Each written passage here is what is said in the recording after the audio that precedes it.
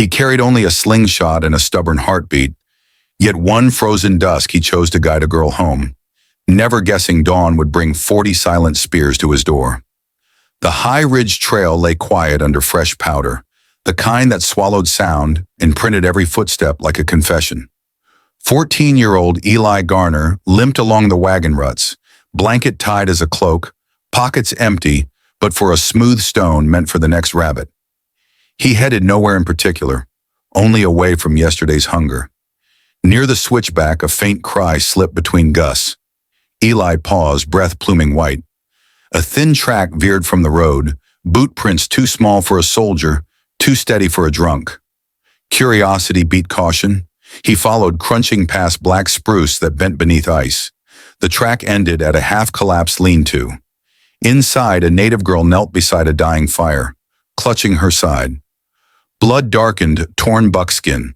Her eyes, amber, unwavering, met his. Wind sucked heat from the gap in the wall. Sparks fluttered out like tired fireflies. Eli raised empty palms, words lodged behind chattering teeth, so he knelt instead, fed the pitiful flame bits of spruce bark. The girl watched but did not flinch. When the blaze revived, she whispered a name. Suna. She tapped her chest once, then pointed downslope toward unseen valleys. A shiver seized her frame. Sentence unfinished. He cut his blanket in two, wrapping half around her shoulders. She hissed as cloth brushed the wound, yet she held still, pride fiercer than pain. Eli melted snow in a tin cup he'd filched from a rail camp and pressed it to her lips. She drank slowly, steadying breath. Moonlight bled through the rafters, picking silver from her tangled braid. Eli saw she would not last the night alone.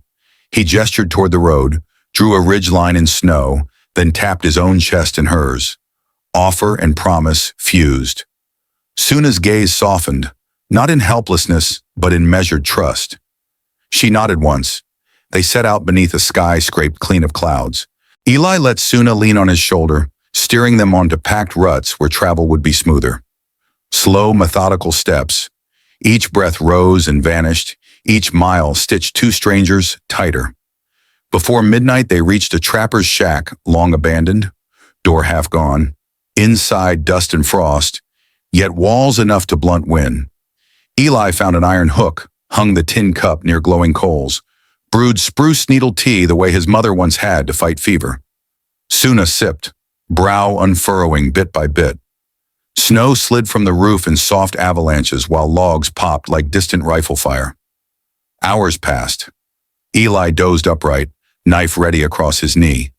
Dreams of orphanage corridors tugged him, a matron's belt, a preacher's hollow sermon. But the crackle of new fire kept nightmares from closing. At dawn's first gray, he woke to Suna tracing symbols in ash. 3 peaks, a river, a circle of dots. She pointed to the peaks, then to herself. Home lay beyond the mountain wall. Eli responded by drawing the narrow pass he knew, an old postal cut through granite, quicker than the soldier roads but risky under snow. He tapped the sketch, lifted 2 fingers. 2 days. Suna pressed her hand to his, agreement sealed without speech. They left the shack at first light. Wind had stilled. The world felt like held breath. By midday, they reached the base of Pitchfork Ravine, where cougar tracks crisscrossed the drifts. Suna's wound reopened while they climbed, blood spotting snow like scattered embers. Eli tore strips from his own shirt, binding the gash snug, fingers trembling yet sure. She winced, then placed a palm on his forearm, a silent thank you that warmed more than the sunless sky. Evening brought them to the crest, a bald shelf above 2 valleys. Westward lay cedar, smoke, and perhaps patrols.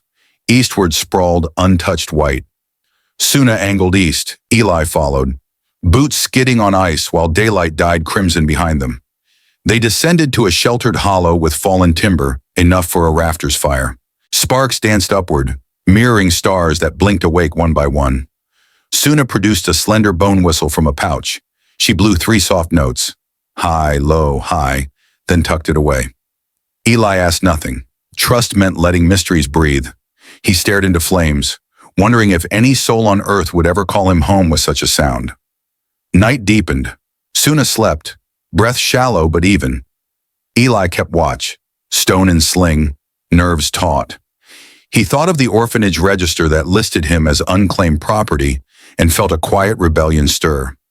Maybe labels could freeze and crack like any stone given time.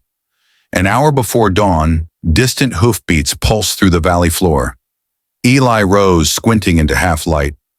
Shadowed silhouettes advanced, rows upon rows, spears uprisen. Suna stirred, eyes shining with recognition, not fear. She gripped Eli's sleeve, whispered Takuya, a word he did not know yet felt circle him like warmth. 40 warriors emerged, buckskin tunics blending with tawny grass revealed by melting snow. They halted yards from the dying fire, their silence thunderous. One stepped forward, broad-shouldered, hair braided with eagle feather. He looked at Suna, then at Eli. In that gaze lived storms and summers, judgment and gratitude balanced like twin blades. Eli's knees trembled, but he met the eyes unblinking. Somewhere inside, the orphan ledger crumbled. Whatever came next, he would face it standing. Sun inched up the valley rim, bleeding pale gold into creases of hill and snow. Frost steamed from the spears as warriors stood silent, their breath a single cloud drifting between them and the lean-to. Eli felt the moment stretch, yet it did not crack. It tempered, like iron learning its shape. The leader stepped forward. His buckskin tunic was unadorned save for a strip of red quill work across the heart. He spoke to Suna first, slow, soft, the syllables sliding together like water over stone. She answered in the same tongue, every word calm, though her wound still seeped through bandage cloth.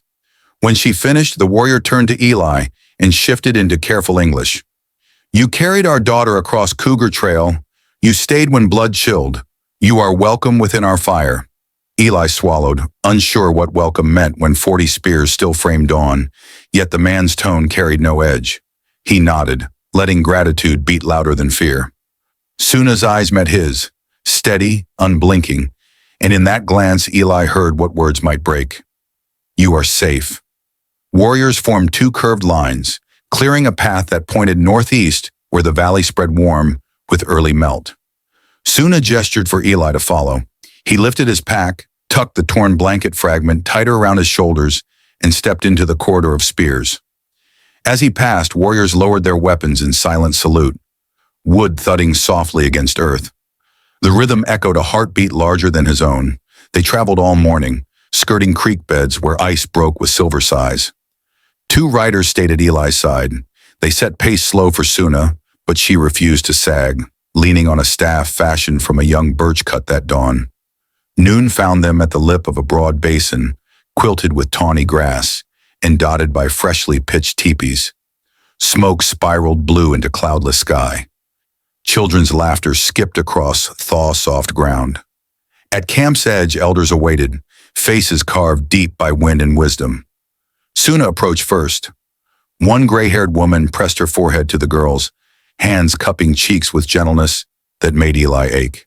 Then the elder turned to him, eyes studying the patched shirt, the slingstone pouch, the torn boots. She tilted her head, then laid two fingers on his shell pendant, a token Suna had placed there during the night's fire, before speaking one word that tasted like sunrise. Kin. They gave him space beside the council blaze, an honor seat though he carried no bloodline. Women brought broth thick with marrow and stinging with juniper. He drank until warmth unfurled through chilled bones.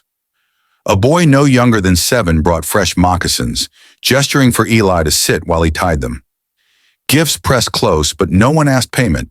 They treated gratitude as seed, not coin. Through afternoon, healers cleaned Suna's wound with pine pitch salve. Eli watched, hands idle for the first time in days, yet heart restless. He almost missed the road's hush and the lean-to's creak, signs he was useful. As if sensing, the elder who had touched his pendant beckoned him to her work area where rawhide strips soaked in cedar water. Together they twisted the softened hide into bowstrings.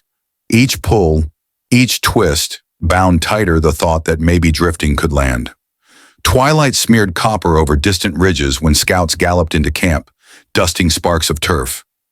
Their words poured quick, to stone-striped Buffalo, the leader, who stiffened, then motioned for quiet.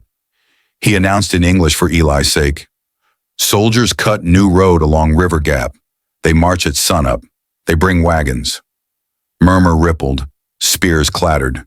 Winter peace, fragile as glass, threatened to crack. Suna limped to Eli's side, chin high despite fatigue. She tapped the pendant, then pointed west, tracing a line in air. Path he knew, the postal cut, shortcut soldiers might miss. Eli realized she asked more than memory. She asked courage again. He felt weight settle like a warm cloak, to guide once more, not just her, but a nation of her kin. He stood, voice a single flowing thread, so no syllable snagged in fear. There's a route through Red Ash Gulch, steep shale, narrow. Wagons can't follow quick. I can show it. Buy time to move. Stone-striped buffalo studied him, weighing boy against danger. At last he nodded. At first light. Elders prepared, fires banked low, supplies tied in weighted bundles, children ushered towards sleep they might not finish. Warriors gathered fresh arrows. The bowstrings Eli had twisted now strung and humming. Night pressed in, but did not smother resolve. Eli sat by the dying blaze, smoothing a stone for his sling. He remembered orphanage nights when future felt like locked door. Now tomorrow opened wild and perilous. Yet it was a door just the same, and he held the handle. Suna settled beside him, shoulder grazing his, candle-lit calm in her silent profile. Neither spoke. The crackle of coals carried enough. If the sight of 40 silent spears bending toward a single boy sparks something fierce inside you, tap like so this story can guide other drifters home. Stars wheeled overhead. Somewhere downriver, boots and iron wheels clanged in restless sleep. In Painted Valley, breath synced with fire glow, and a young orphan began to understand that belonging is forged not by birthright, but by the miles one chooses to walk for another. Dawn poured thin amber over Painted Valley as if the night had cracked a single egg across the hills. A frost haze still clung to sedge, yet camp already throbbed with purpose. Lodge poles collapsed into tidy bundles, children wrapped in doeskin rolls, ponies watered and cinched. Stone-striped buffalo walked the lines, speaking low. Every phrase a rivet tightening a wagon of resolve. Eli stood near the supply sleds, mind-mapping each turn of Red Ash Gulch. He had crossed it once the previous spring, slipping past a toll guard, thinking only of escape. Now he would lead dozens, elders who leaned on braided staffs, mothers balancing infants, hunters carrying fresh-strung bows he had helped twist. The thought pressed like a palm against his ribs, steadying and daunting in equal measure. Suna approached, ankle bandage firm, braids slicked with bear grease so no stray hair caught the wind. She handed him a small doeskin pouch. Inside lay red ochre dust, fine as morning mist. She dipped a finger, marked a narrow line across his cheekbone. War paint, but shaped as a path, not a spear. No words passed. The gesture said enough. Carry the root on your skin. They set out while first light still combed frost from grass. The column flowed single file, sleds creaking, hooves muffled in thaw-soft turf. Eli walked at the point with Chaska and 2 scouts, his sling-stone pouch thumping against his hip in quiet rhythm. Each mile carved between shadowed stand of spruce and open benchland, where deer paused curious before bounding away. By mid-morning they reached the mouth of the gulch, a split in red basalt that gaped like a cauterized wound, 3 wagon widths across. Rust-colored shale sloped steeply on either side. White poplar roots clung sideways where floodwaters once gnawed. Eli led them inside, boots sliding on scree, breath wreathing upward. Sound changed, swallowed by walls that pressed in, turning hoof clop to hollow drum. Halfway through, the ravine narrowed to a crooked corridor, no wider than 2 ponies. Here Eli halted, motioned the scouts to break branches from a fallen pine. They wedged the trunks across an even tighter dogleg further ahead, stacking shale slabs like teeth, leaving only a footpath wide enough for single riders. A deliberate choke point. If soldiers followed, the line would stall like a chain caught on a sprocket. Chaska sprinkled loose shale atop the stacked trunks. Eli showed him a hidden notch where a pry stick could topple the pile with one lever stroke. Preparations carved minutes, Yet the caravan kept creeping beyond the bend, step by measured step, until the last sled slid clear of constriction and into the widening throat where late sun already burned shadows from stone. Beyond the gulch mouth, the land opened onto a wide bench of winter-blonde bunchgrass, the ground rolling gradually downward to the alder-lined ford of Willow River. Stone-striped buffalo signaled a halt, then dispatched warriors back toward the choke point. Sentinels poised behind stray boulders, bows strung, spears ready to sing only if forced. Eli remained beside Suna at the crest, eyes on the notch they had rigged, sling coiled in his palm, one smooth stone cupped against leather. Wind shifted, bringing distant metal clatter, no mistaking the drag of iron-shod wheels. A bugle call lifted, thin but urgent, ricocheting off canyon walls. Suna stiffened. Eli felt his pulse shift into the same cadence soldiers use for march. He whispered, "Hold," though his throat dried fast. Warriors melted deeper into shale shadows. The first blue coat rounded the dog leg, leading a dun horse restless on the skittering rock. He reined back, swore, raising fists to stop the column behind. Eli counted helmets. 22, wagon team of 6 mules, crates strapped tight. A corporal dismounted, kicked at the makeshift barricade, shale crunching under hobnails. He examined the cross spares, then barked for axes. From his perch, Chaska glanced to Eli. Signal ready. Eli nodded once, hand tightening on the pry stick handle wedged beneath the trunk pile.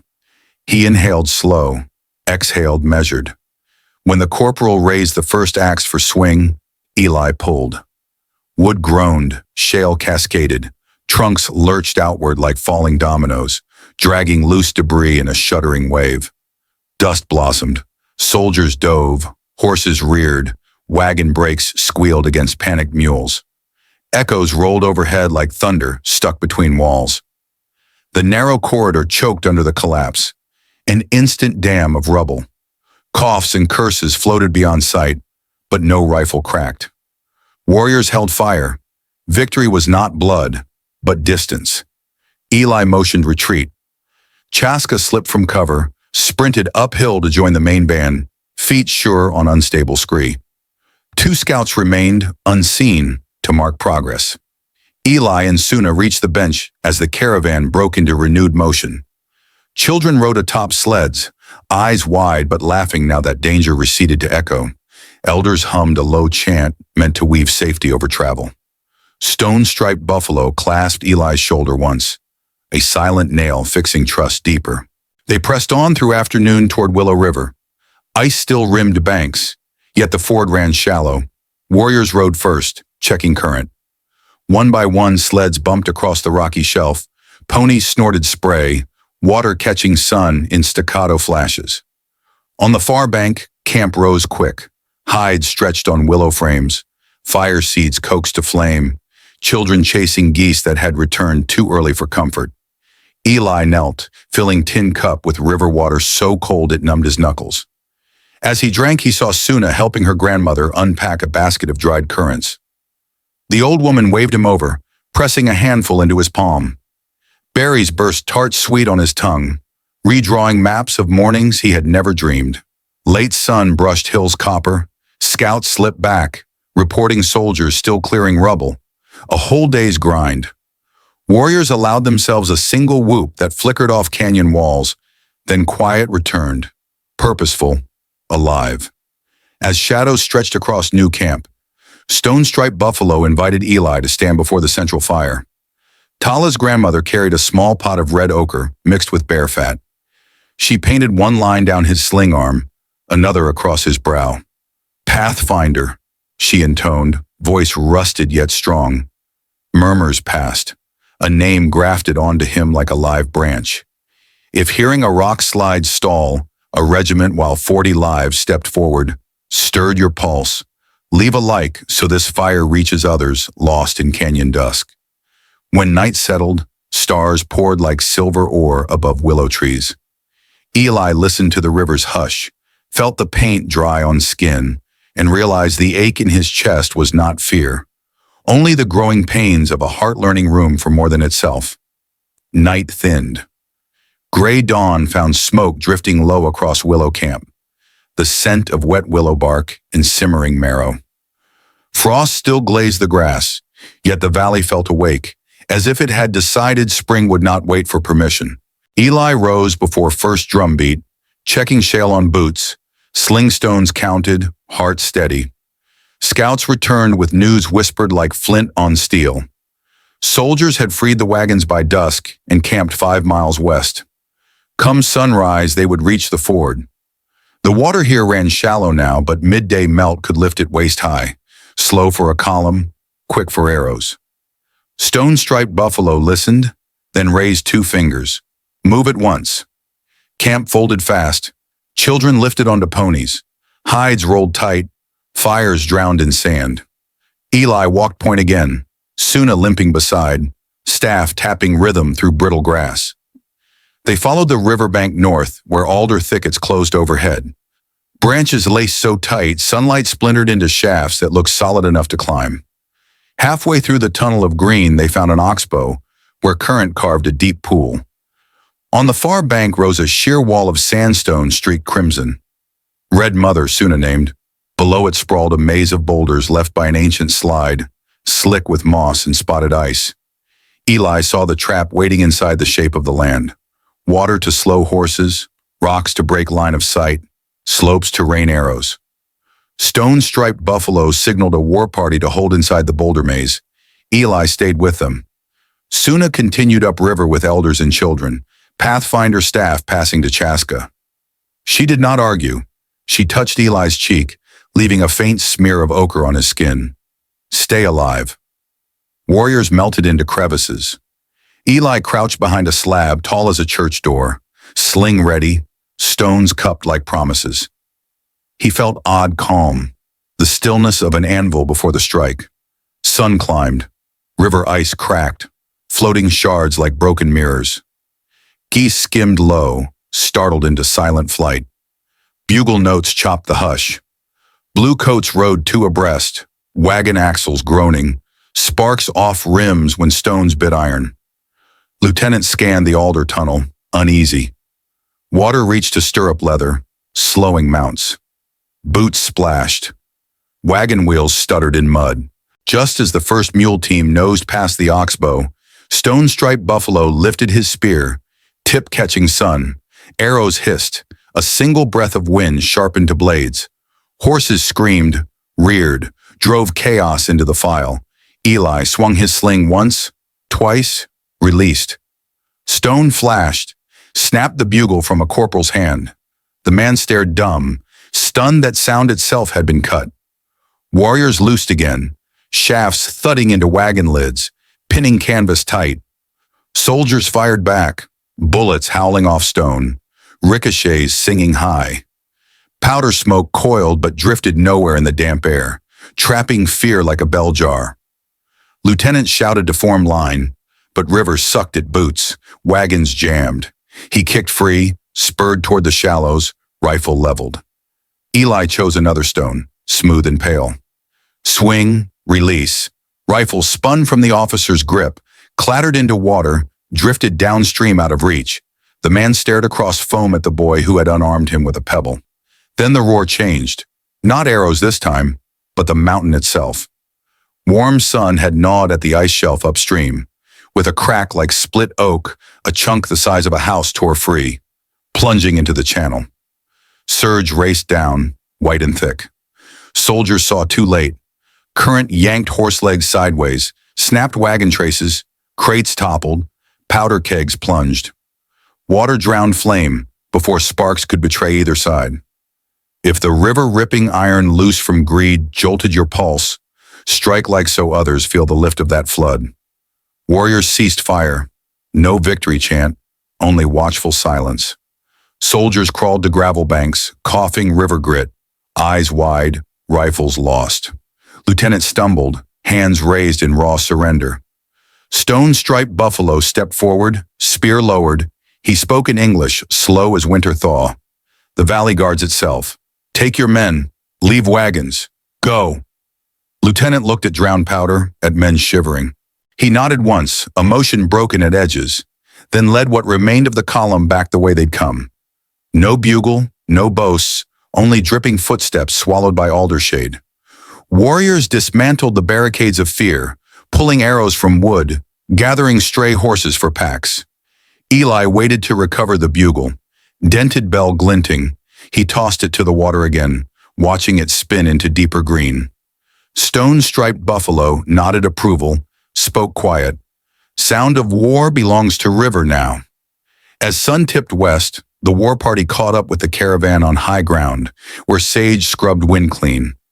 Children ran to fathers, laughter sprouting in soil still wet from melt. Suna limped forward, relief soft as dusk. She pressed her forehead to Eli's, breathing once, long. No words. River had said enough. Night kindled. Campfires dotted the plateau like new constellations.